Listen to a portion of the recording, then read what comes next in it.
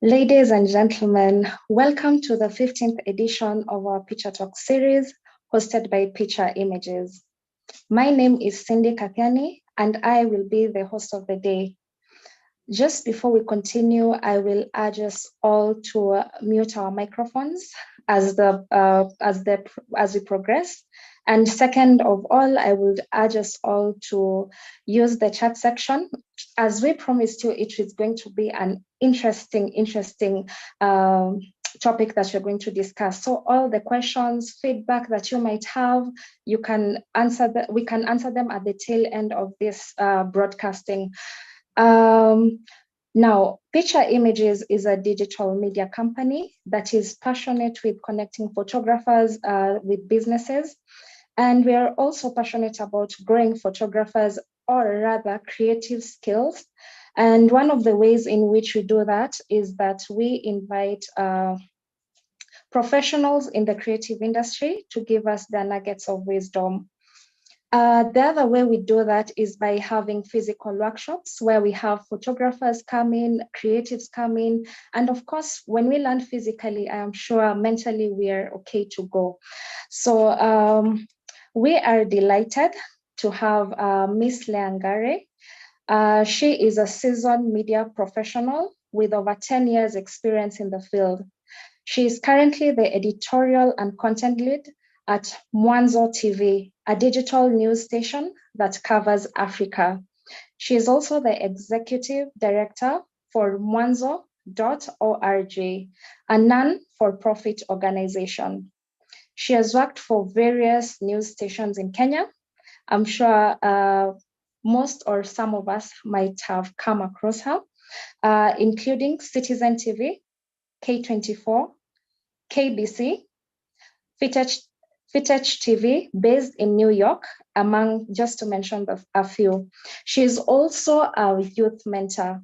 So, karibu sana Leah to this streaming, and I just want to urge us all to invite our friends as we continue. So we are streaming live on YouTube as well. That is Picha Images, and we are live there. And just to let you know, the session will be recorded. Leah, karibu sana. Thank you, Cindy. I'm happy to be here. It's always a pleasure to have the opportunity to share experience and, of course, to learn from everyone else. So I'm definitely looking forward to having an insightful, exciting, and knowledgeable session with all of you, and also learning from all of you as well. So thank you for the opportunity to be here. Karibu sana. So I have seen in your bio, you have over 10 years experience in, you have an 10 years experience in this field. So I would like I would like you to take us through the journey of it all, how it all began to where we are at now. All right. I think anyone who's worked in the industry, I mean, at least let's say 2 years, you will learn this industry is not just for anyone. So it has to come with passion. So for me, I'll say this is something that I was passionate about for a long time. From the time I was, let's say, 13 years, I was already interested in entertainment with arts and culture and stuff like that. So basically, getting out of high school and saying, you know what, I'm going to pursue TV. But I'll be honest, initially I actually wanted to do law. Oh, But then when I interesting. looked around and I said, oh, wow, I think law is going to take a long time. So I Yeah. decided to pursue a career in the communication industry. So of course, initially you're trying to map out where you want to lie. I'm in college and I decided, you know what, I'm going to try out radio. And by the time I'm done with my college degree, I look and I say, okay, radio is boring because it means I only talk behind a camera, a microphone, and I don't Yeah. get to see the people I'm talking to, one, and two, Mhm. I don't get to even interact with the audience. So I decided, you know what, I'm going to pursue TV. So by the time I was done with college, I decided to detour to a different college. And then now, finally, by God's grace, I ended up in the Kenya Broadcasting Corporation as an intern. So I had my agenda. My agenda is get my feet in, and then the rest Yes. is history. And anyone So, who you may have interacted with in the media will tell you, just get in, just get in. Then the rest yeah. of the stuff, you'll figure it out. Yeah, so I mean, it's been a Uh-huh. journey of growth. In this industry, you have to be, like I've said, it's all about passion. If you don't have passion for journalism, whether it's as a photographer, as a news anchor or reporter, it becomes very hard for you to manage. I've interacted with people in my career line, and people Mhm. who come in and they're very excited about the job. They're very excited about, being called a journalist or a reporter, and they're sent to a place like Muthurwa market and you're Yeah. told, Yeah. go and get us a story there. And it becomes very difficult for them. People have bowed out from this career along the line. People I know personally, even as friends. So Mhm. for me, I'll say it's been more of passion. And from the Kenya Broadcasting Corporation, becoming the first news anchor of a newly introduced hourly news bulletin, growing all the way to K24, and from there, it's just been for me a growth curve. It's not as easy. I can't say it's a smooth journey, especially trying to Mhm. understand your passion exactly, as it is as a journalist. But Mhm. once you really identify what you want to do, it becomes easier to map your way around the journalism industry. Yeah. So from That's, KBC to mhm. K24 to Citizen TV, and just different experiences like with FinTech TV, a New York channel, and now ending up at Monzo TV, which is not purely digital, a very different kind Mhm. of field. But I appreciate the platform because with Monzo TV, I cannot say that I'm the same young girl I was. I call myself a Yeah. girl, but yeah, Mhm. let me call myself a girl today. But you know what? It's been a journey of discovery. So I will Mhm. say sometimes you want to get into journalism and you say, hey, I just want to be a camera person. And then you go in and you see, hey, I can actually try news anchoring. So it's a journey of discovery, but it has to be very intentional and you have to be passionate about it. Yeah. Mhm. So I just picked something. This is not something that you wanted to do like from a tender age. This is just something you picked up along your career line, yeah? Because Actually, let me you had say, mentioned that. I was actually artistic, I would say, and interested in the creatives and anything that had to do with entertainment as early as 13 Mhm. years. But when you're in high school, you're still trying to figure out, okay, I feel a bit of communication. Then on this end, you're doing Mhm. history and you're so interested in history and you feel like, okay, you know what, maybe I'd be best suited for law. But it's not to say journalism. Journalism actually partly I would say there's an inborn element there. Yeah, uh, you can feel it inside you, yeah? yes, you even just the writing, the interest in being a journalist, it's not something you just develop from nowhere. There has to be a basis of that interest. Maybe it's Mhm. writing, maybe it's just music, like me, I wanted to do music initially, and then I decided, okay, I don't think there's much of a career there for me at that time. And of course for the other people, there's a career Mhm. there right now, especially in these years we are in.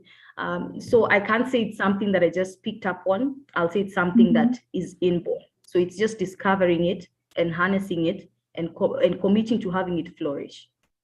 That is quite interesting. So as we were having a conversation earlier on, just before we got you on board, we discussed and we were looking for a topic to discuss on. And what came in your mind was content creation. So I feel like it's in line with what you do. So I never like assuming. So you could just tell us a bit of what content creation is. Okay, I'd like to give it in examples or practical examples, so that it's also a bit clearer. Because as a content creator, you can actually just be a photographer who's a content creator. You can be a freelancer who's a content creator. You can be Cindy, who's seated here and she's hosting me and she's creating content. So it's basically whenever you find yourself in a position where you're generating information and you're packaging it in certain ways for the consumption of a certain people, then that means you are actually creating content for someone. So creating content means information packaged for consumption of a certain people. And in this case, it's the audience that you're targeting.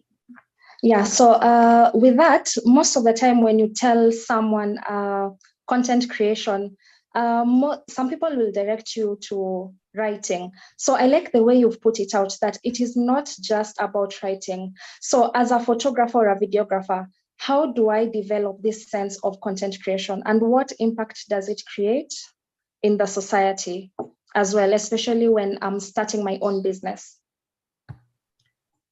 So you're talking about a photographer. Yeah. Photographers are also content creators. And by the way, they are one of the key. In fact, when I look at the digital platform at this time, I'll tell you photographers have a very, very key future in the digital platform, because content is told with pictures. Pictures are used to give news updates. So photography has a very strong place, in my view, when it comes to digital content creation. But to answer your question, when you ask about where does someone start, I think when you establish that photography is what you want to pursue, you also have to really look and ask yourself, what kind of photographer do I want to be? Because there are different types of photographers. The craft is the same, but the craft can be serving different platforms or industries. So if you say you're going to be a journalist who is doing photography for a media house, or you doing a magazine or something like that, I think you need to first identify what type of photographer you want to be. And then now you cut your niche, because you can't be a jack of all trades. You can't say you're going to be in all these platforms. Maybe you can do it part-time, but there has to be that one craft that you say, this is my line, right? So the first thing is to identify what kind of photographer you want to do. Yeah, because at least I like the way you brought it out, because when as a photographer, people will like to take different kinds of photography, but once your focus is on a specific thing, then you're good to go. So I like that aspect. You identify first what exactly you want to do. So yes. Yeah, and once you and like I've mentioned, even as much as we are saying what exactly you want to do, is the question is also, how do you want to do it? So like I've said, decide on what type of photography you want to pursue. Do you want to do be a corporate photographer who covers events, who covers issues to do with magazines, or do you want to be a photojournalist who is exclusively news? So whatever you decide you want to pursue as a photographer, the line of photography you want to pursue, then now that informs your next step. Your next step is, of course, what vision do you have? And for your vision to play out, then you have to have a strategy, right? And your strategy, you have to really outline the different elements that will play into your vision, all right? So part of your strategy, of course, is what do you need in terms of making sure you are disseminating the information you want to disseminate as a photographer. So part of the strategy, of course, is, do you need a team or do you want to fly solo in the beginning? Two, what kind of equipment do you need, right? Because photography is also about quality. I usually have a very difficult time using photographs that are either blurry. It kind of plays against your brand. So it's looking at those elements of if you want to go with a team, what kind of team do you need? And actually, let me say something about teams. You actually don't need to have a big team to execute your vision. You can actually start small, right? So you decide, I want a small team, and that team has to play strategically into the different elements that will play into your vision, just everyone from their respective positions. So the second thing is the kind of equipment you need. And equipment in this case, like I've mentioned, you need to have equipment that is able to give you the kind of quality that invites, audience to your brand. Also, it's just about brand positioning. That's also another strategy. So how do you want to position yourself? I see photographers who, they take a certain kind of niche in terms of even journalism. So they are known for a certain line of photography. You see this picture and there's a way you'll always tell this is so-and-so's photograph because they're known for that. So how do you brand position yourself? Like I've said, once you identify the kind of photography you want to do, you of course also identify if you need a team to help you get out there. 3, of course, you need to know what kind of brand position do you want to do for yourself. Of course, there's the aspect of, in branding, there's also the aspect of logos and the kind of graphics you want to create, the kind of bylines you want to use for your photography. Colors also play a very key role, especially for the digital platform. Colors are very key. You get dull colors or it's too busy and it's too much for the eye. So you have to know all these elements, but also not forgetting in strategy, there's of course your audience. Who do you want to target? And that's why I asked the question, what kind of photographer do you want to be? And now that photographer you want to be, you need to also have identified why. So the why is the audience. So who do you want to serve as that particular photographer? So in terms of strategy, I think those are the elements I would think of at this time. So I would just generally say it's before you embark on any kind of business as a photographer, you need to look at all those elements. It's like planning before you embark. And of course, let me not forget to say, you need to also study the market and the industry. You can actually come in and then you've not looked at your competition, or you've come in and you've not done your research and you're assuming you're the only one with that kind of brand or service for audience. And you find there's actually 5-10 other people who have mastered that area. So it's good to also do your research and check on what your competition is doing and say, okay, this is what they're doing. So how can I improve on what they're doing, possibly? And what new ideas can I infuse in what I've seen my competition doing, but still not forgetting the vision of what you're doing as a photographer. So don't get lost in trying to do what other people are doing. Create your own niche, yes, but also look at what the competition is doing so that you also can have a chance possibly of staying ahead. Actually, I like the way you brought it out on the issue of looking at your competition. From looking at your competition, most of the time people don't get inspired, especially photographers. So how do I stay relevant and ensure that, there's a lot of plagiarism in the creative world, especially in the photography world. So can you just tell us a bit about plagiarism? It's very unfortunate, by the way, for photographers. I think they usually have a harder time than videographers. And videographers in this case, I'll be talking about camera people, because you can all go for the same press conference and we were all there and our microphones were there. And I decided I'm going to use someone's video. You can't prove that I actually used your video because we were all, too many of our people attending the same press conference. But when it comes to photography, there's only one picture of a kind, because the angle is different, the action is different. And so I think, and it's not a point of discouragement, but for photography, it's a bit tricky when it comes to protecting your work. But I think things are improving by the day, because I also interact with all kind of content, given that we are a digital media house that's stationed in Kenya. And you can imagine we're not all over Africa, of course, because you can't cover the entire African region. So what do? I'll definitely look for pictures that could possibly help me tell the story I want to tell, whether it's a website story, or just a mere, a news update that goes with a caption and a picture. So basically what I'm saying, for photographers, there is a very huge need for them to make sure they protect their work. You can actually put watermarks in your work. And what I see is very effective, because we also find it difficult even just dealing with such content, is that it almost appears like an invisible watermark right at the center of the picture. Sometimes it looks a bit tacky, but especially for pictures that no one else would possibly be having, you want to put those watermarks, because then it means someone will have to buy from you. And if they use it and the watermark is there, you can actually just get some payment from your work being used, and in this case, illegally. So I know it's a bit tricky for photography, but there's also even aspects of, just protecting your work, attaching like some photographs that we use for some platforms that we get news. Once you download, and I'm sure some of the photographers we have here would know, is once you download the picture and you try, like, say, for instance, uploading it on the website, it comes with all the details of the owner of that photograph.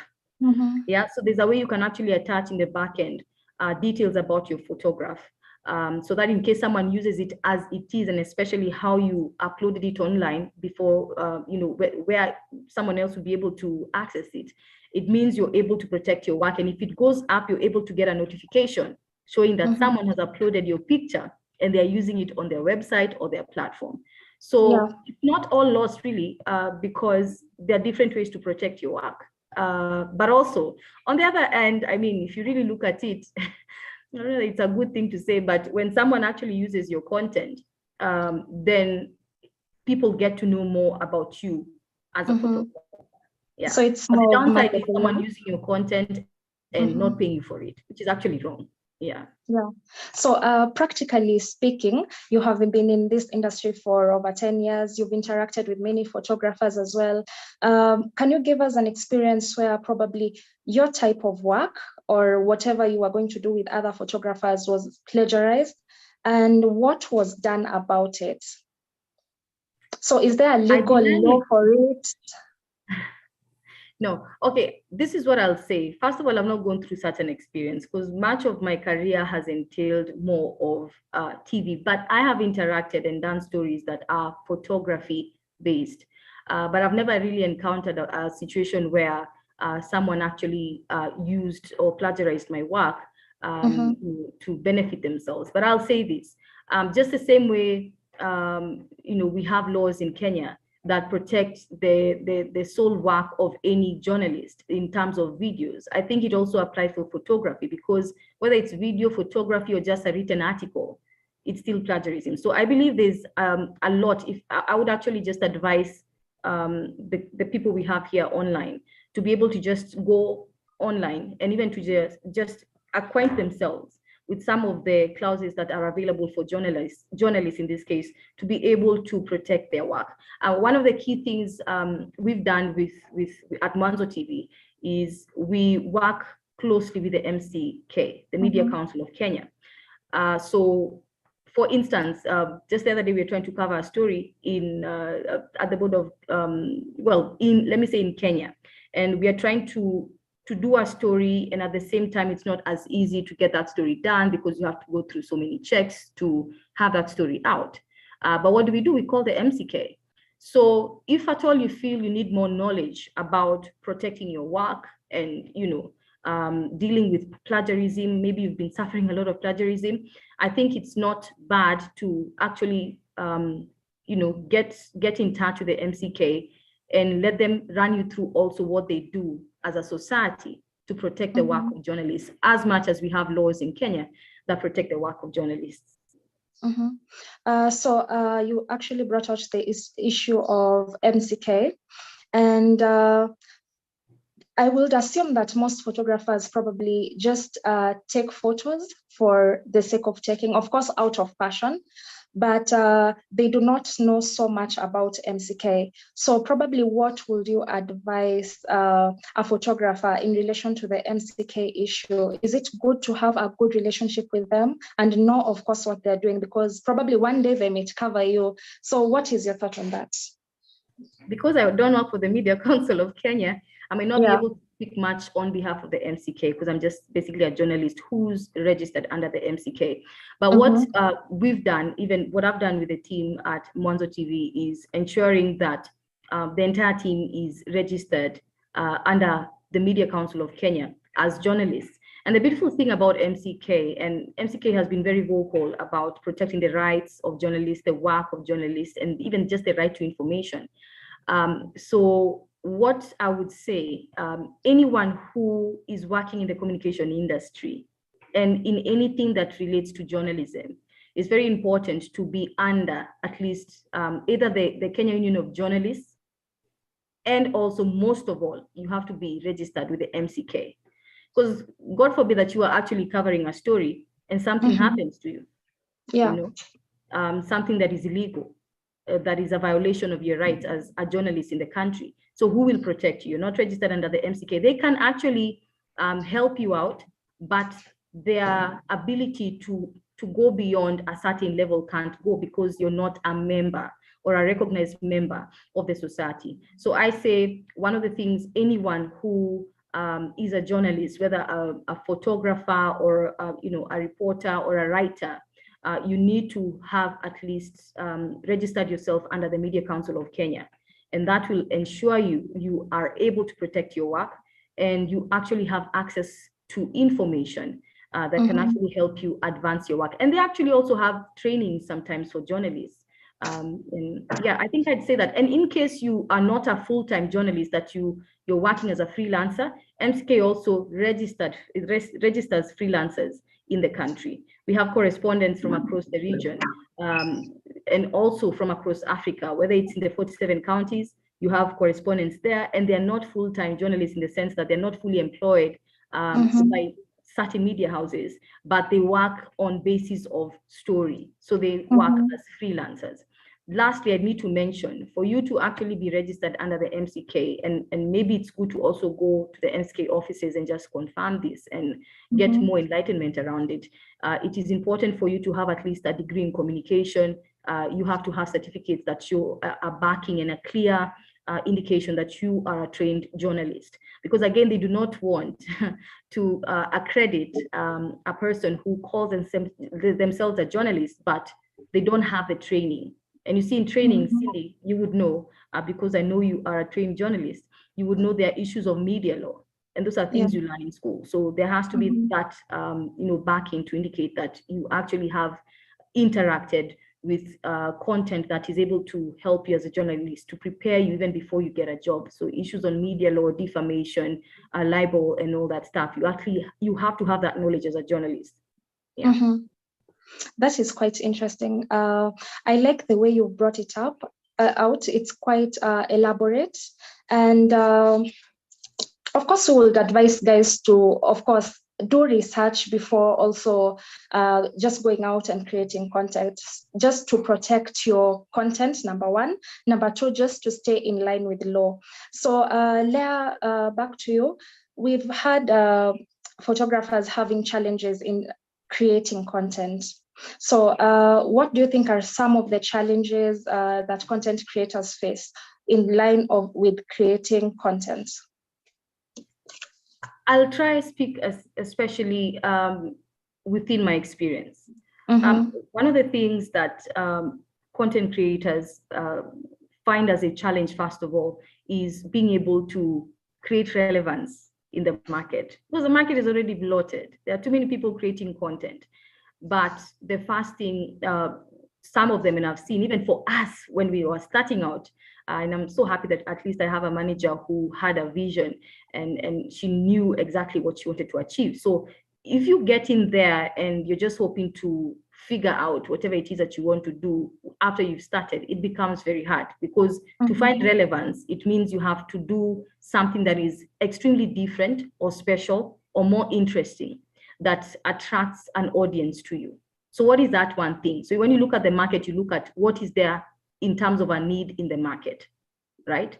I'm so happy that, content creation for especially a country like Kenya is very different right now. People actually don't even have to be employed in a media house. They're making money with YouTube content. They're making money with Instagram pages and endorsements, of course, that come after the relevance they created around their brand. So I think one of the things I mentioned at the top for me is just basically how some people actually find it hard to have that relevance, because many people start, but the page won't go far. So that's really a hurdle, because you didn't sit back and ask yourself, what do I want to do? So then when you try to create relevance, someone else is either doing what you're doing and doing it better, or whatever you're creating doesn't have a specific audience. So the next thing I would say, one of the other hurdles for some of the content creators is equipment. I've seen this, I don't know what her name is, I've forgotten her, but she's a young lady who started out small in Kenya. She was doing a YouTube channel. And just the other day, not too long ago, one of the famous comedians donated equipment to her to support her craft.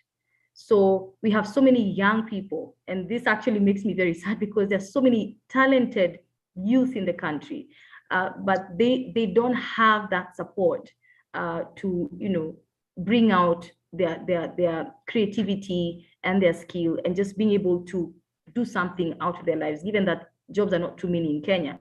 So the second thing I would say for me, like I've mentioned, is the enablement in terms of equipment, in terms of mentorship, in terms of support.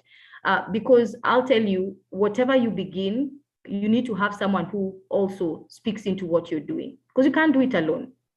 So who's actually guiding you, telling you, this won't work, this idea didn't work here, I've seen this before. There are people who have been in the industry a long time, so you can't go at it alone.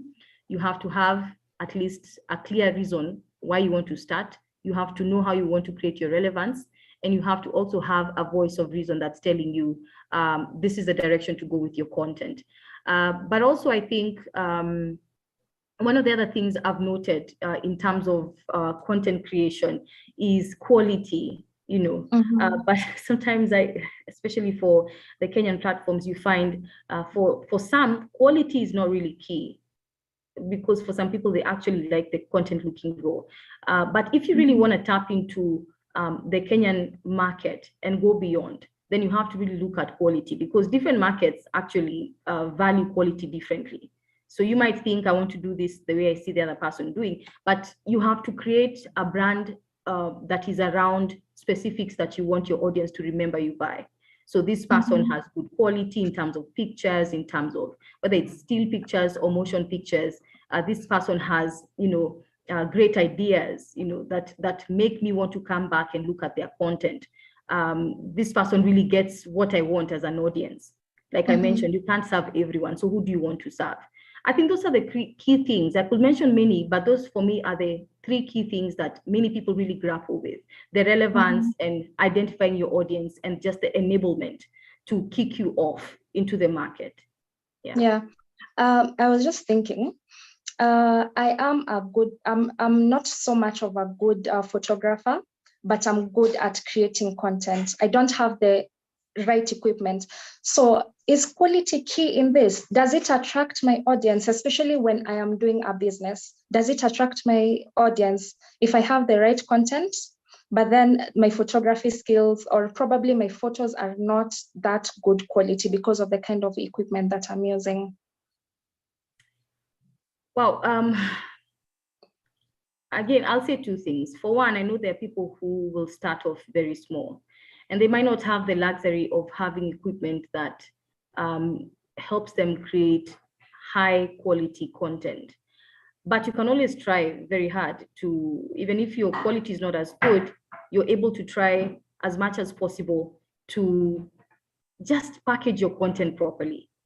Yeah, but I'm unable to answer that question in that regard, because I'm very keen on quality, to be honest.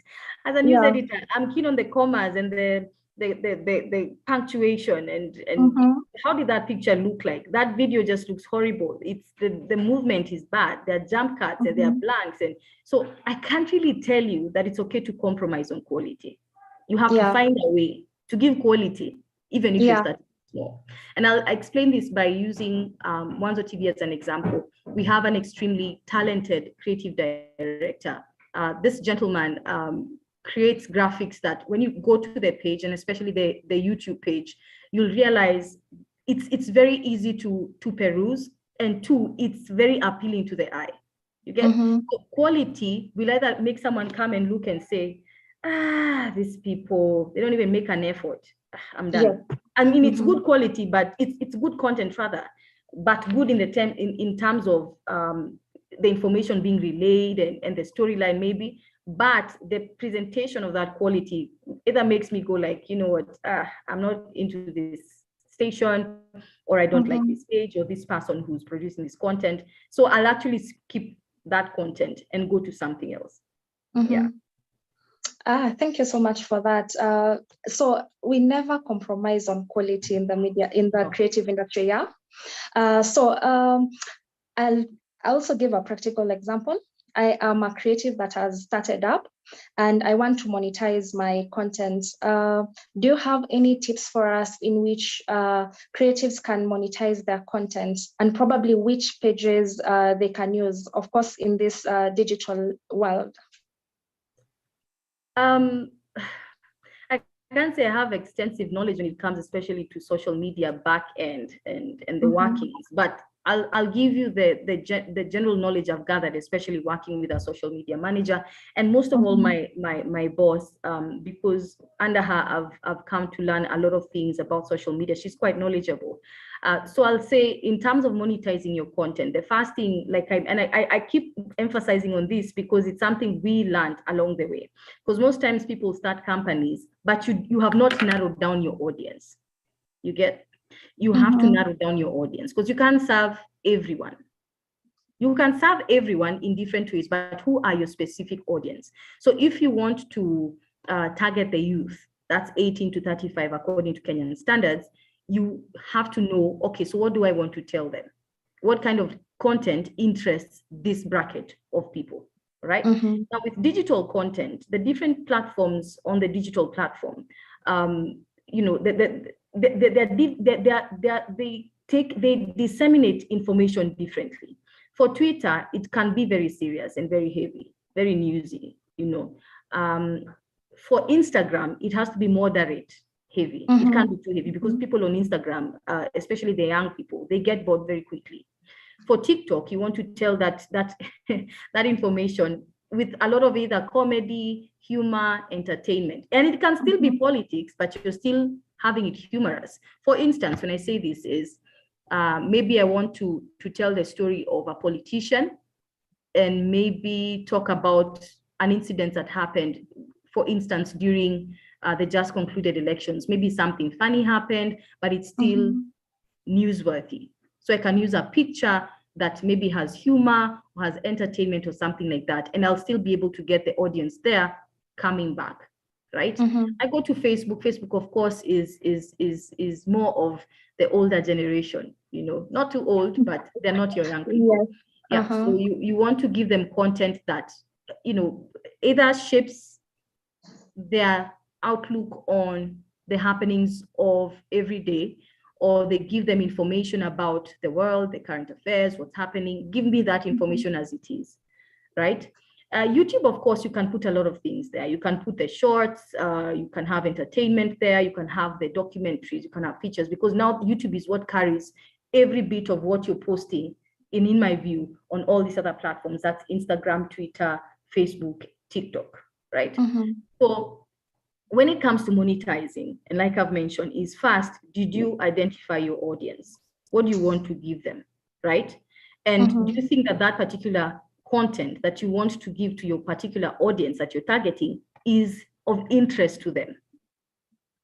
Once you identify content that will interest your audience, then you can start thinking about ways to monetize that content. You can either push it in terms of sponsoring content on, YouTube, where that content appears on when people are searching for that content. It can be also on Google. You can do it on Facebook. You can do it as well on Instagram. So you basically sponsor. But what I advise, and it's something I've also learned just where I'm working, you don't go sponsoring everything. Use that specific content, and especially content that can go viral.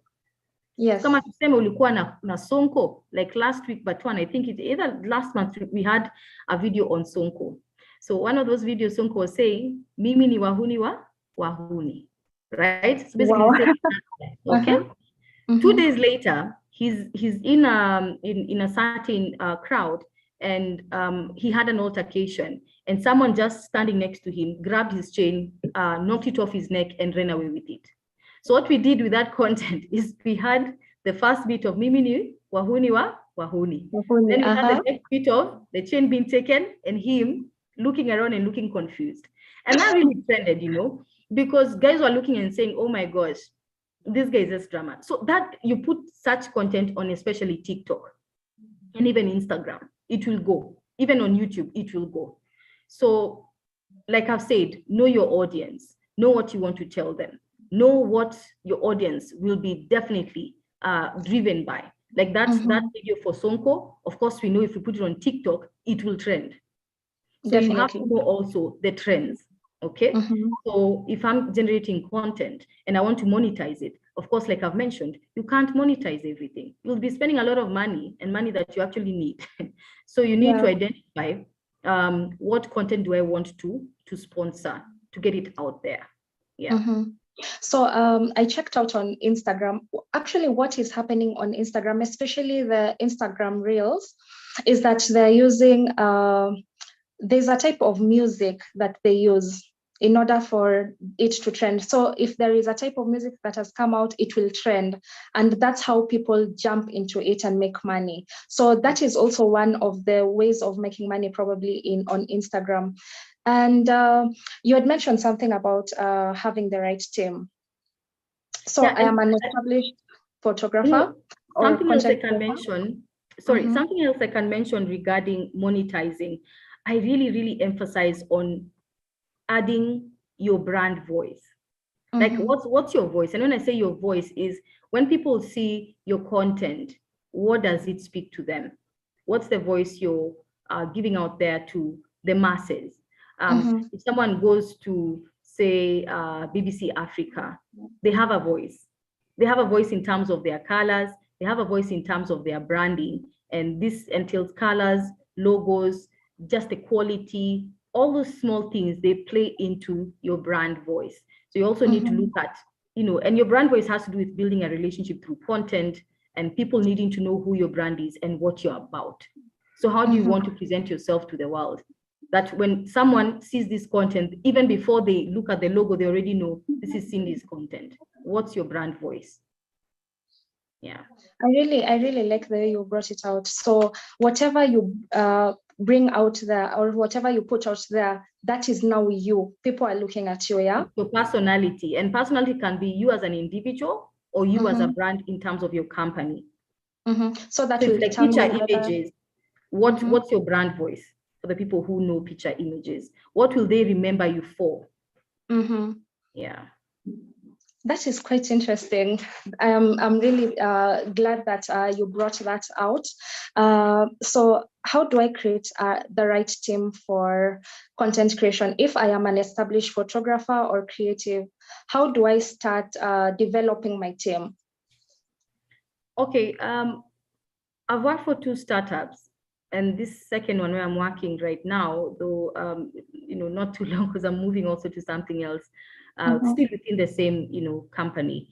I would say one thing when it comes to knowing exactly what you want to do in terms of your I don't know if I should talk about, first of all, challenges, or I talk about how you want to map out your company. But I'd say for us guys, what we did and what I've seen, especially just learning under my manager, is never start too big. Understand? Because you might start with 40 people, and my friend, you can't even pay those people. And you look at the content you're creating, it might not even be bringing you money in the past 6-7 months. So you're actually spending, but you're making nothing to replace that spend. So the first thing I'll say is look at the demand that you have. See all those things we've talked about today? Have a vision, have a why, and have an audience. So to serve that audience, what will it take, to generate that content? that will keep your audience coming back and in the first place attract your audience. So once you look at the demand of work, then you get to know what exactly you need in terms of the team. If you look at like for us guys, we're not a big team. You'd actually look online and imagine these people must be 20. No, we've been like barely 10 people working on the content. So you find we might just have 2 or 1 video editor and 1 social media manager and 2 news editors, and the station is running, and the senior manager, and maybe just admin things here and there that need to be handled. But it's not really necessary at that time, as long as you have someone who is in management who can handle those issues here and there. But basically all I'm saying is the number of people you get on your team and the kind of people you get on your team are determined by the demand for generating that content. So if you want to put out this much content, what number of people do you need and what kind of people do you need? So in a case where you're doing digital media, you of course have to consider a social media manager. You definitely need a social media manager. And if you are, say, a news digital media house, you need to consider having at least 2 news editors. So one can be reading news and the other can be writing the news. And of course, you have to consider having at least 2 video editors, because one can be a cameraman, video editor who's out, and another one is in the studio taking care of any needs of maybe daily news packages that need to go out and stuff like that. So in a nutshell, what I'm saying, you don't begin big, you don't go all out. Even if you have billions in your bank account, start small. And plan very much on how you spend, even on rent, where you're going to be housing your team. It can be a good, nice environment, but it doesn't have to be posh, but it can be conducive and still within your budget. So I think one key thing I think I've mentioned there is, even if you have a lot of money in your bank account, it doesn't mean that you go all out. And in any case, even if you were to go all out, at least go all out with equipment. Give us quality, but don't give us quantity in terms of number of team members, and then you don't give us quality.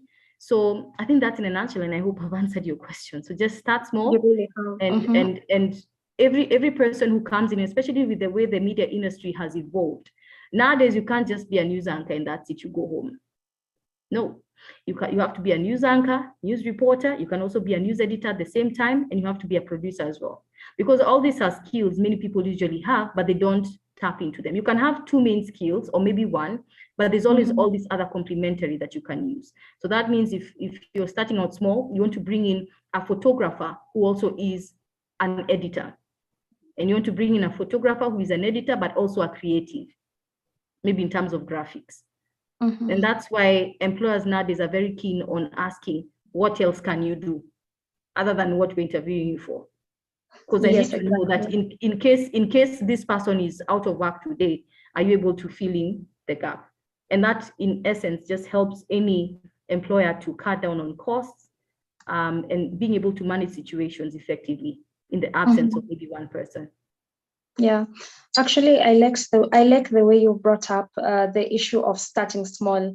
You know, as content creators, one wants to go all out, you know. So if I am a content creator, I always encourage guys, like, even if you have your phone, start with your phone. But then first of all, you have to know that what exactly you want to do, and not just what exactly you want to do, but how exactly you want to do it, right? So I've also seen that we've moved to the digital world, yeah, and content is the new petroleum. So just to conclude, kindly just give us an emphasis on the same or elaboration. And if I really get your statement correct, I think you mean to say that content, of course, is the future means of generating revenue for many, if I'm not wrong. And indeed it is, because the sad thing, especially, and it's not just a Kenyan issue. I've done stories from the region, and when you look at the employment rate in most of the African countries, it's quite low. So the beautiful thing about especially the incoming, I would say, and even just part of the current generation, is they are creatives. They want to do art, they want to do painting, they want to do music and all that stuff. So I think it's a beautiful thing if there can be support for the young people, especially when it comes to young people who want to venture into the communication industry, and in this case, journalism. And a journalist meaning can be photographer, anchor, reporter, whatever you want to be as a journalist. So I do believe content is the future, because even corporate companies, by the way, they still generate content, you know? And this content, in this case, being generated, it means they're selling their products, they're trying to create visibility online, they're probably trying to tell people of incoming or upcoming rather events. So content creation is not just even just in terms of journalism, it's also in the corporate industry. So in my view, and given that the digital platform is rapidly growing and becoming so relevant in this time that even media houses nowadays, they are using the digital platform to invite advertisers. And advertisers have moved away from terrestrial TV greatly, and they've shifted their focus to the digital platform. Why? Because many people spend more time online than sitting down to watch TV or to watch news, right? Or their favorite program. So content definitely is the petroleum of the future, like you call it. It's one of the key ways that people will be able to generate content, whether you want to do your own show online. I know journalists who have lost their jobs and they decided, you know what, I may not have an actual employer right now, but I will employ myself. So what they do is they decide, hey, I'm going to go online and begin a program. I have a friend who did that. And right now, people just share his content. And I'm so proud of him because he didn't stop at, I have to be employed. He proceeded and said, I may not be employed, but I can actually create employment for myself. So he's doing that work on his own. He's doing a program. Even another one who's doing a very big show, and it has close to 1 million views within just a week or two, just one particular program. And he's generating revenue through YouTube, because YouTube also pays you for that content. But over and above that, it's also, you know, once you create content that is relevant, like most of the influencers we see in the country, they generate content. And once they generate that content, it attracts brands that want to advertise with them.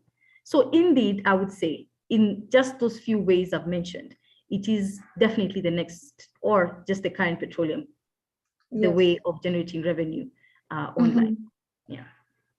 Oh, thank you so much, Leah. I feel like we are so much educated with your presentation and what you have brought across. At least these are things that are practical, and these are things that we can relate with. And I'm glad that you have brought out example like your personal experience, whatever you have seen. And we are going to jump right into the comment section. So if you have any questions for us, kindly let us know. Ann Kalubu says, I'm super excited to see Leah here. Looking forward to learning. And I hope you have. Yeah. We have Clinton Steve, who gives his clap for you. Then we have Steve, who says, thanks a lot. We have Franklin Mwenda, who says, very good conversation. Content is meant to be consumed, but a lot of times people create content, but get very little traction, which makes many give up early. So he has a question on the same. How do you create content that has a huge chance of going viral? I'll say three things. When it comes to creating viral content, I'm so happy. I've done some of trainings for a very good organization. They are called Code for Africa. And if any of you would also like to, you know, get on board that particular organization and the trainings they provide, maybe you can always write to them. But one of the ways to ensure that you create content that goes viral, it's like the one I mentioned of Sonko, right? Those are two different events. One, he says he's this and this. The next one, his chain was stolen. We put those clips together, put it online, and it went viral. So that means, one, you have to be very switched on.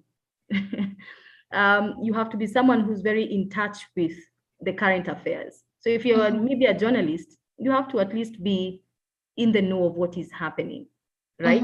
What is trending at this time. If you go on Twitter every morning and you check the trending section, you'll see different people are trending, right? Different stories. You can even find maybe say Diamond of Tanzania is trending. So when you go there and you ask yourself, so why is Diamond trending, by the way? What's going on? It might actually be a big story. So you tap into that. You flow with the hashtag and the trend. The other way also to have your content go viral, and I know guys use this a lot when they want to especially start new projects or new programs and they've not been there in the market at all. Probably it's just a new idea that's taking shape and it's being aired for the first time. You want to engage influencers, and influencers in this case, and these guys are usually there, just young people who love to be online. So you work with them. Of course, you have to pay them a bit of money to put a hashtag around the content that you're posting that particular day or that particular week, just to push it. So the more they keep retweeting, the more everyone will be seeing that hashtag and saying, okay, what's the story? Why is Cindy trending today? Cindy might actually just be trending because she has a new program, but why is she trending today?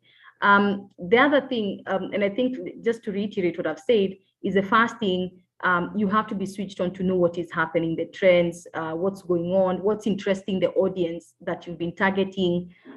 Two is, work with other young people who understand how social media works. And you don't have to pay them much, really. You just have to work with them in a way that you create a relationship and you pay them a bit of money, then they push your content online. But more than that also, I need to mention the story of hashtags. Hashtags are very key when it comes to pushing content. So maybe say the Ethiopian government, something has happened in Ethiopia. Maybe the war in Ethiopia has come to an end, and that's a story that's trending regionally. So you want to jump also onto that hashtag in case they're saying hashtag Ethiopia war ends. So you also want to post your content around Ethiopia using the same hashtag, so that if anyone comes and types Ethiopia, your content also comes up. I think those are the things, the ones I can think of top of my head. But one of the key ones for me is being in touch with the current affairs and what's happening on the digital platforms to also know what is interesting your audience at a particular time. But lastly, I can mention also just packaging. The creativity around playing with content can also help your content go viral. Like for instance, I mentioned the story of Sonko, who said mimi ni wahuni wa wahuni, and then 2 days later his chain was snatched from his neck and the person who snatched it just ran away with it. So how do you package it to make it viral? You put those videos together and then it becomes humor and then it trends and it goes viral. So it's also creativity in terms of you can have content even that ran as late as last year, and you make relevance by putting it with something that happened today that is still connected, and it can still go viral. Yeah. This is Cindy. Here, Declan here. I think Cindy dropped off for one reason or another. And well, I've been following the conversation and it's super, super interesting. And if I could just, go over the additional questions. I see a question from Valentine Kiplimo, who, or rather it's a comment. This is very informative, Leah. Good job. The question is, what are pain points in content creation and what are the common pain points? Okay, general pain points, common pain points. All right, I'm trying to track that question so that I can. I think it's the last. The last one? Okay. So this is very informative. My question will be, what are pain points in content creation and what are the common pain points?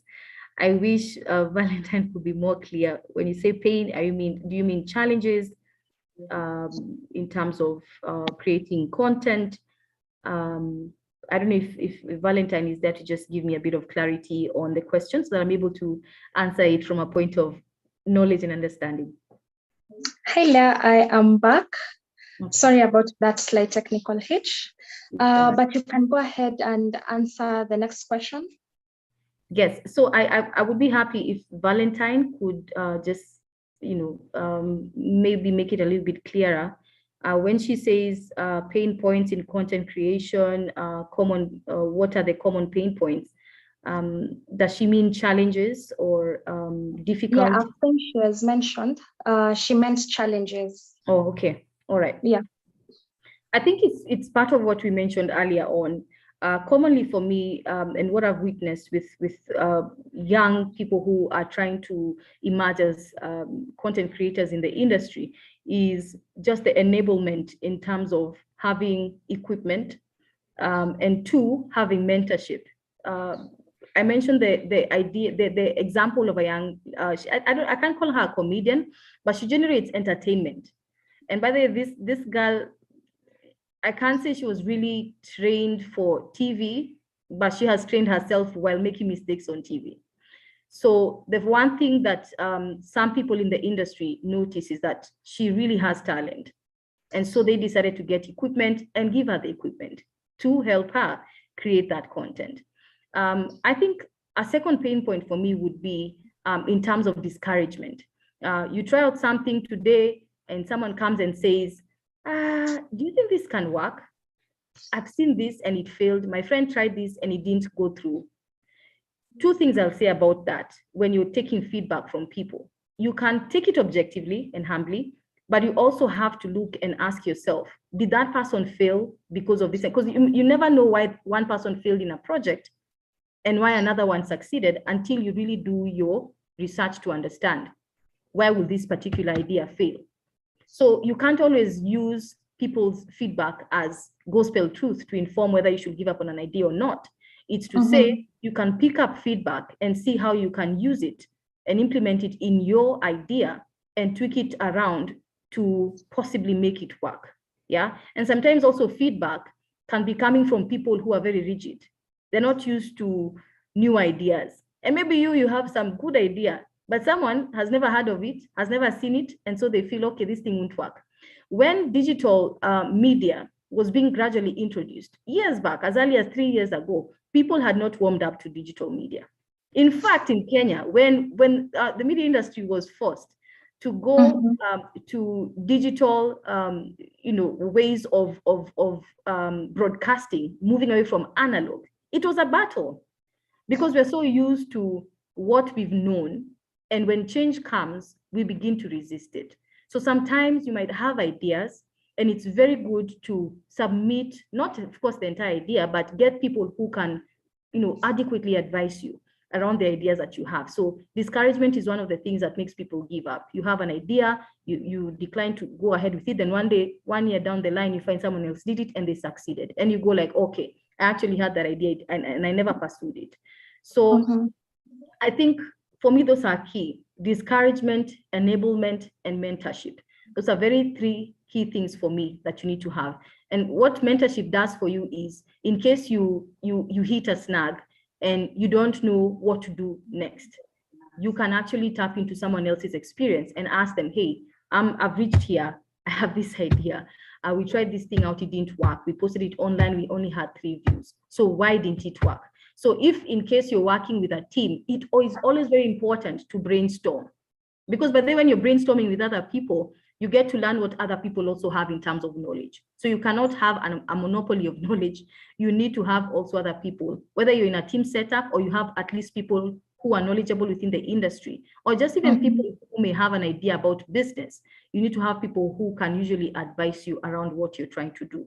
Because sometimes people can see what you can't see, and they're able to advise you accordingly so that you overcome some of the challenges you face in terms of hitting maybe what you would say a snag, and you feel like, okay, this thing is not working, I give up on it. Yeah. I don't know if I've answered you, Valentine, adequately, but if you feel you have more you want to ask, I'm ready to help you. But I hope that is sort of sufficient. Sorry, I had a slight technical hitch, but can you read through the next question? All right, so I know that question was the last one. I'll just go up a bit, because where we had reached before you dropped off was where I think a gentleman by the name Franklin had asked how we can create content that has a huge chance of going viral. I think I'd answered that question, but if in case someone has more they want to hear regarding that question, I'm happy to tackle it. Franklin also asked here, how different is content creation for digital media, such as Manzo, compared to traditional media? Now, the thing about digital media, one of the key things you'll notice is duration for content. Digital media consumption of information is very different from that of terrestrial TV, traditional TV, we call it. Traditional TV in this case is me sitting down to watch TV. Maybe I want to watch CNN. I'll sit down and just watch CNN, wait for a certain program that comes in and runs for 45 to 30 minutes, or a news bulletin that runs 45 to 1 hour. Or maybe I want to sit down and watch Citizen TV, or that's traditional media. Digital media, on the other hand, is content you consume from the digital platforms. And digital platforms in this case, like I mentioned earlier, is Instagram, Twitter, Facebook, YouTube, TikTok. And I think there are also others like Snapchat, okay? So how content is consumed in traditional media vis-a-vis digital media is very different. Because someone who's online and is using their bundles, they're not going to spend their bundles watching a 30-minute program. But they'll do it probably at home. But you see, digital media is, we usually see it as a platform where content is consumed on the go, right? So one of the differences is the duration of the content that you generate for either platforms. For traditional TV, you can generate content that is longer in terms of duration. But for digital platforms, it has to be short and sweet, not short and everywhere, but you have to be direct to the point. I'll give you an example. If you head on to Mwanzo TV and you check content that is under special projects, and we have content under Code for Africa projects that we did with them on fact checking. So we have Health Checked, we have Work, Save and Invest, which is a business segment, and we have an explainer, which is usually 30 minutes long and sometimes 15 minutes long. An explainer, basically, you'll expect it to be long, given the nature of the story. But for these other segments, like say Work, Save, Invest, you'll find content there on mortgage buying. And you won't find it as 5 minutes or 4 minutes. It's actually 2 minutes, 15 seconds. And in 2 minutes, 15 seconds, you know more about mortgage buying than someone else who had not read anything about mortgage buying. But we give you all this content in 2 minutes, 15 seconds. And people want that kind of content on digital media, on the go. Like, don't keep me there waiting. And even news, when you're trying to do a news bulletins on digital media, you won't most times find a news anchor seated and saying, good evening, my name is so-and-so, this is MTV News at 9. You'll just hear something very short of an intro. MTV News at 9, my name is so-and-so. The first story, Ethiopian government pledges to do this and this and this. The next bulletin, the next story, Sudan's government vows, blah, blah, blah, blah, blah. So it's very short. It's like 15 seconds, 20 seconds, 15 seconds, 20 seconds. You won't even want people to get bored in the process. Yeah. You don't want people to get bored, and you want to give the story quickly. You get, and even if it's told quickly and in short durations, you choose the key highlights of what you want to say in that particular news bulletin. And we've done news bulletins that were maximum 2:30 or 2:20, 2:15. That's 2 minutes, 15 seconds. And in 2 minutes, 15 seconds, you'll know in Sudan, they're having protests. You'll know in Ethiopia, the war is still ongoing. You'll know in Kenya, the elections have been marred with allegations of rigging. You choose the key highlights. You can't tell all the background, because you see, like in TV, you'll tell a story, for instance, and I'm using journalism hoping that it makes sense as well. But in traditional TV, on the other hand, you'll tell the story of, say, maybe there's rigging allegations in Kenya coming from the Azimio la Umoja party outfit, and you'll have to give a background. Kenya began its elections on the 9th and all these things. This is what happened. And then you also want to mention why the Azimio la Umoja party outfit is coming out, making allegations of potential rigging. What is the Deputy President William Ruto saying in reference to the allegations? So you will give all these details, so it becomes longer. But on digital, you'll give me the highlights. There's Milo Moja has vowed to go to court. The deputy president claims the election was, however, the deputy president claims that the election was fair. That's it. Go to the next. So that matters a lot. Different. Duration is very short. And then digital, the other thing is it's more colorful because, when people get online, they want something that makes them want to watch what you've packaged, as opposed to traditional TV. Someone will just do maybe a business story and mention numbers and put a few graphics. But do you know, on digital platforms, you can actually tell a business story using just purely graphics and maybe motion, figures.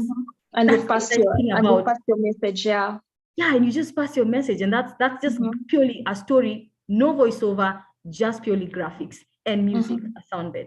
Yeah. And even on digital, you can actually tell a story, but you call it a self-authored story, meaning I don't have to put my voiceover to tell this story. I just need the person who is the subject of the story to come and tell me their story. I'll give an example. I did an interview with a lady who had suffered gender-based violence. And so she comes in and says, my name is so-and-so, this and this happened this particular year, and I'm now recovering. So in that, you put pictures, you can put in breaks of music. So I actually get, and you can tell by my excitement, but I love telling and relaying information through the digital platform because it's different, it's interesting, it provokes your creativity, it challenges you to grow beyond traditional. Traditional TV, yes, you'll use graphics, yes, you'll tell stories, but that's all. With digital, you get to generate more content, more than just one story. You can actually generate a lot because they're short minutes. Even some stories on digital can even be 30 seconds. And how expensive is it to create content? How expensive is it for a person who wants to start? Trust me, it's not expensive in terms of putting your idea together. I think the expenses come in terms of licensing. Because you see, for you to broadcast, especially like in a country like Kenya, and you're calling yourself a media house, of course you have to have the license because you can't just broadcast like that. You have to have a license to broadcast. I think that is one of the major expenses when it comes to starting out.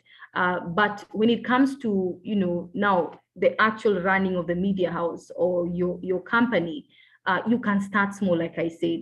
I'll tell you, there are companies that don't even use mega, studios that you'd find with traditional TV. You just need a nice simple backdrop. You get, and you have news. You just get a small table, you have news. You see, with digital, it's more accommodating than it is with traditional TV. So I think even with digital, it's more cost effective.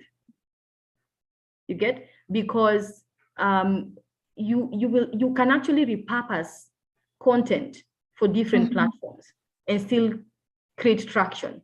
But you see, with traditional TV, when an interview runs one time, it can't run in different sections again. And what I mean, for instance, we've done maybe an interview. We did an interview with one of the opposition leaders of Tanzania, and that interview is so key. So what we do is repurpose, and that's what we call repurposing. So you cut sections that are very punchy and that have the ability to go viral. And by the way, that's another way to get content that can go viral.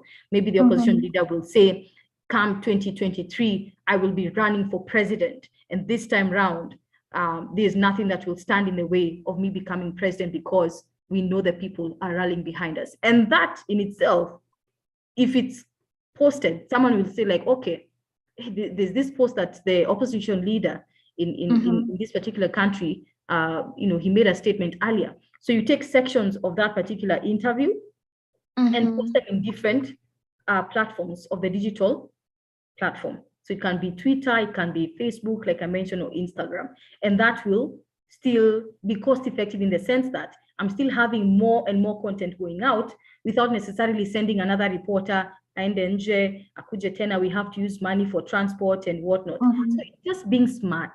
And you have to have a lot of planning. One of the things when I joined Mwanzo TV is I was put under planning, being a planning editor. So you have to know, what are we doing in this particular day and what do we need to do? So you can't cover everything.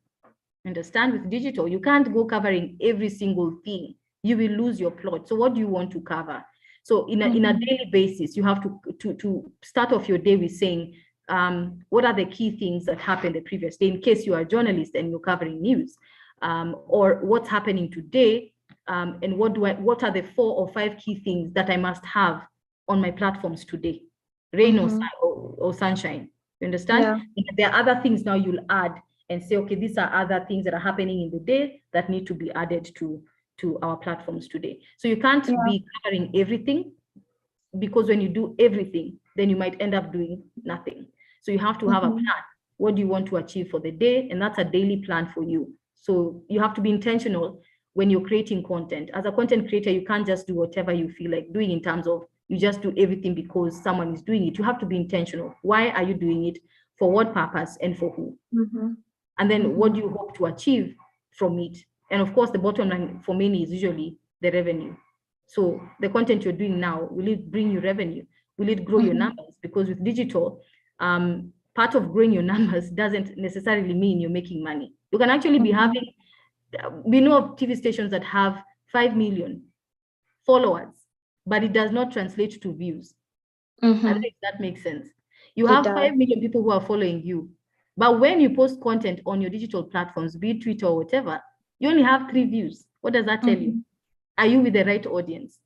Are you even generating the right content for your audience? So they're just following you just in case there's something, but they're not bringing you money.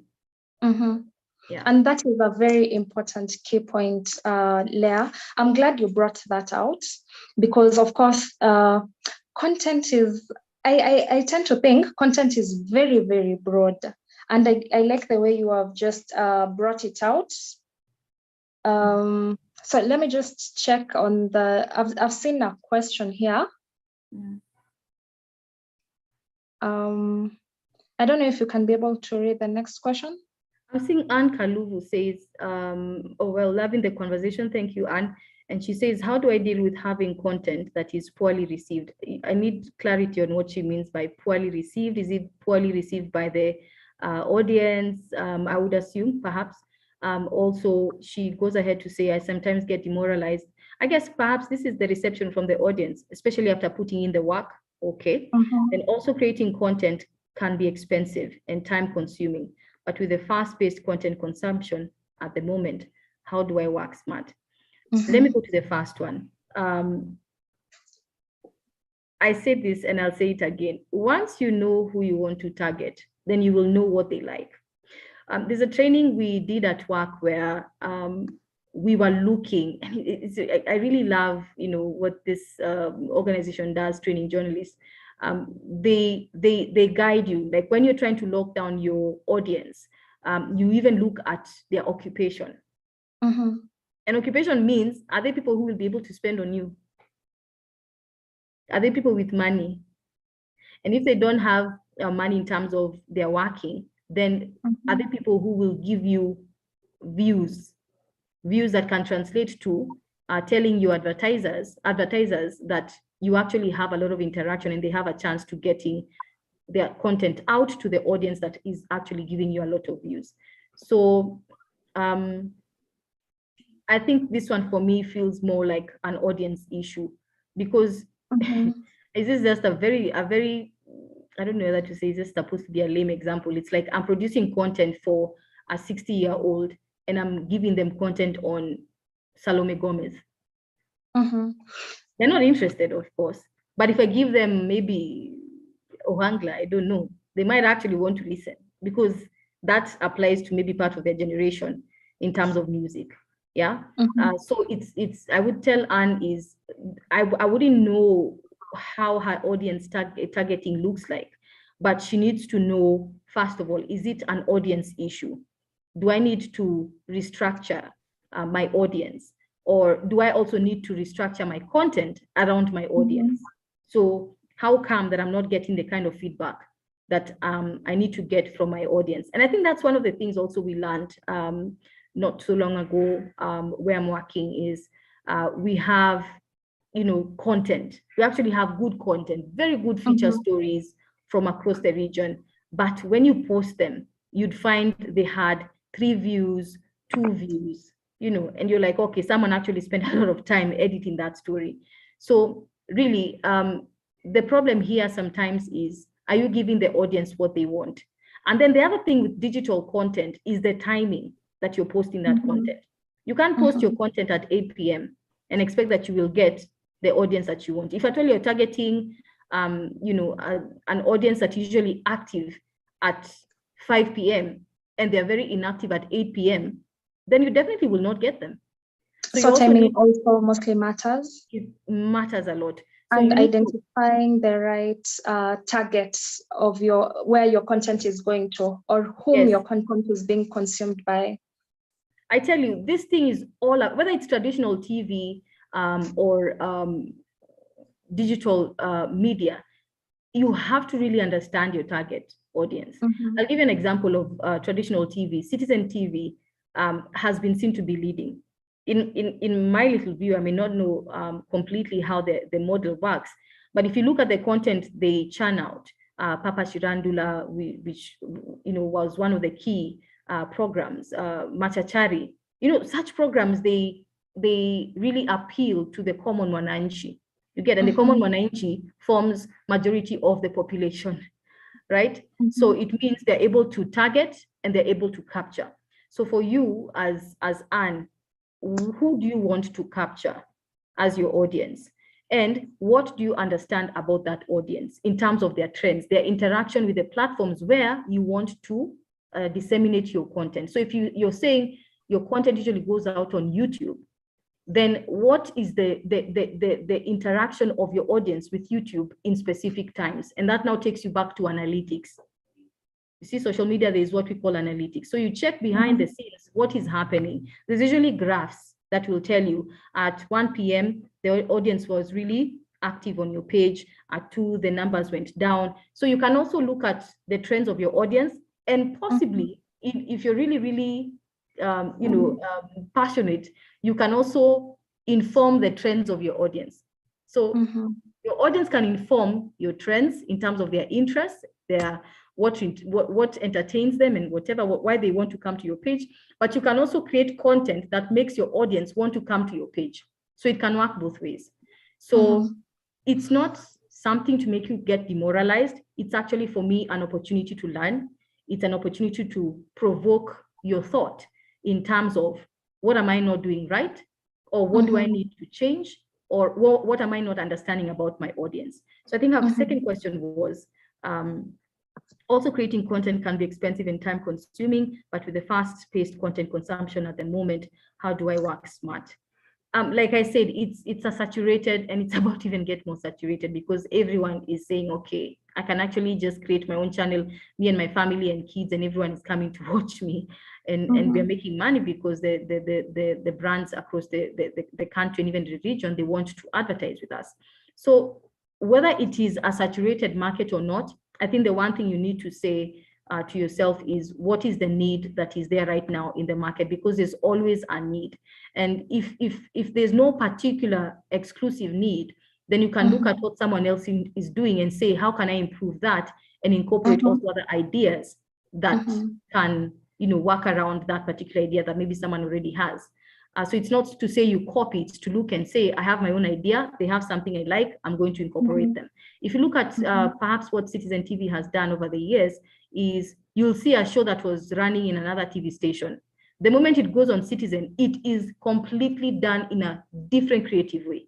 And it gets more traction than the other one that's being done by another station, because in my view, it's the creative mind around it. So I know it can get expensive in terms of if you want to go all out, but like I said earlier on, you can make good of the little resources you have and build them up to even more resources. So it's not to say you have to have 5 cameras or 2 cameras. You can actually just start with 1 camera. With when it comes to production, you have to have that creative mind. Like if, say, I want to do an interview and only have 1 camera with me, right? And I have to go interview Paul Kagame, the president of Rwanda. What will I do? Will I say, okay, now We can't do the interview until I get a second camera that is able to capture my shot. No, I'll do the interview with Paul Kagame. Then when we are done, because we only have one camera, I'll tell the camera person, take pictures of me just nodding. Yeah, or asking the question. You understand? Actually, that makes a lot of sense. Yeah. So Leah, wow, I bet this is it has been a very interesting discussion. And as I had mentioned earlier, content creation is a very, very wide, and I'm glad that you brought out the most out of it. So I think we will wrap up from there. And if you're joining us for the first time, we have a lot of resources that will help you grow your career. And you can check us out on pichaimages.com. Leah, thank you so much for coming through. Leah has over 10 years experience on the same. If you enjoyed her content and you have many more questions to ask her, you can find her on Twitter at Leah Ngari. You can also get her on Instagram at Leah_Ngari. To join the Picha community sign up, you can sign up on pichaimages.com. On Instagram, we are Picha Images. Find us on Facebook, Picha Images, on Twitter, Picha Images, and on YouTube, Picha Images. So we are glad to have this session with you. It has been interesting. Personally, I want to follow you and learn more about how to monetize content creation, because I think now there is where, but first of all, it starts with passion. And thank you so much. I hope we have learned something, a thing or two on content creation, and see you on the next. My name is Cindy Kathiani. Thank you, Cindy.